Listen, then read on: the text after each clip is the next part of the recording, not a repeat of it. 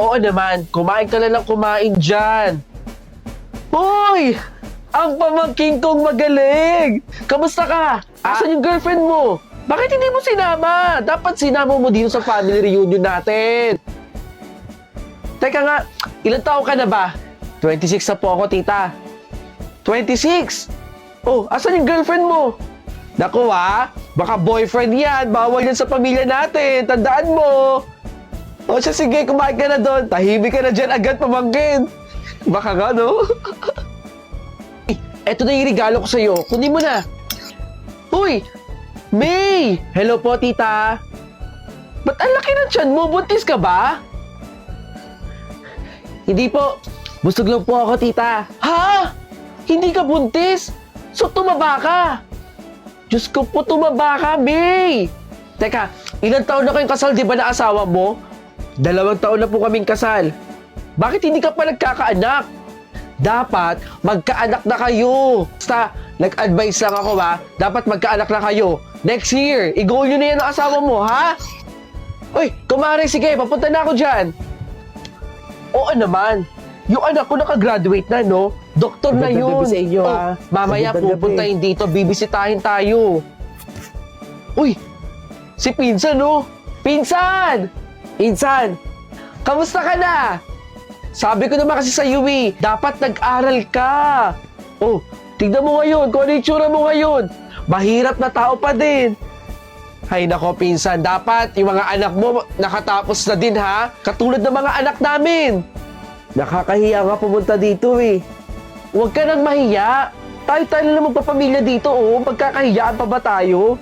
Pumasok ka dito, kumain ka dito. Marami pagkain dito. Kasi alam ko naman na hindi ka nakakakain.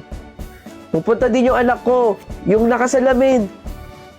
Tay? Uy! Ikaw na ba yung anak ni Pinsan? Tita, kamusta ka naman? Ginaya mo ba yung tatay mo na hindi nag-aral? Baka di ka rin nag-aral, ha? Uy, Mark, congratulations, ha? Napakagaling mo. Top-notcher ka pala sa bar exam. Uy, salamat sa pagbati, Ibig sabihin, abogado ka na? Napagtapos po niya ako, gamit lang po yung negosyo niya sa paggawa ng banig. Sige, e-exit na ako, ha? Bye! Mag-usap kayo. Anak! Ano ba? Inaapoy na nalalagin sa kapatid mo. Kumalma ka, Nay! Pinipiga ko lang to. Bilis ka mo kumilos dyan. Ang kupad mo talaga kumilos. Mamamatay na lang yung kapatid mo sa'yo. Pasensya na, Nay. Nataranta lang po kasi ako kanina Matagal siyang hindi umuwi dito. Iniwan na ata kami doon. Eto nga ang panganay ko. Ang taas na lagnat. Nay, alis po muna ako. Saan ka pupunta? Parang bis ka. Diyan lang mo sa may plaza. Huwag kang uwi na masyadong gabi, Baka kung mapano ka. Opo, Nay. Una na po ako. 1 kilo ng manok. Pakichop na yung pang-adobo. O, ito ang bayad.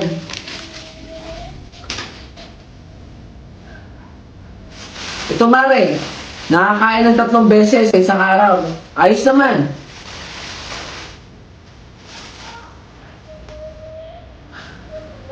Iniwan na kami noon. Tsaka hindi ko rin naman gugustuhin na magsama pa ulit. Wala siyang kwentang tao. Si Pedro ba yun? Tama nga ang chismis. May babae nga siya. Hoy, Pedro! Sino yung kasama mo? Babae mo? Mahilig kami talaga sa bata no?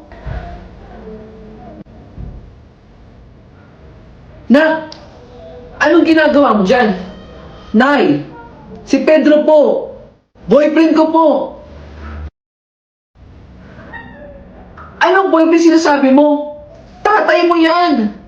Hindi niya alam na nabuntis niya ako dati dahil nung minsan nag-away kami, iniwan niya agad ako.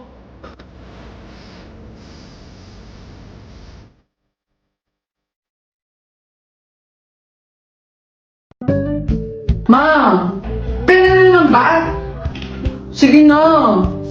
Wala akong pera. Manahimik ka dyan sa bahay. Parang pera lang eh. Hindi naman ako lumalabas ng bahay eh. Nalayas ka na naman. Kung talagang bata ka, halika. Lola. O ito. Oh. Ito. Salamat dito, Lola. Huwag kang mahihi sa mama mo. Nabinigyan kita ako. Buti pa ikaw, Lola. Si Mama, ayoko bigyan. Sige na, alis na. Ano yan, Nay? Naku, nahuli tayo ng nanay mo. Sige na, alis na. Alis na. Ako na bahala. Sige, Lola. Salamat.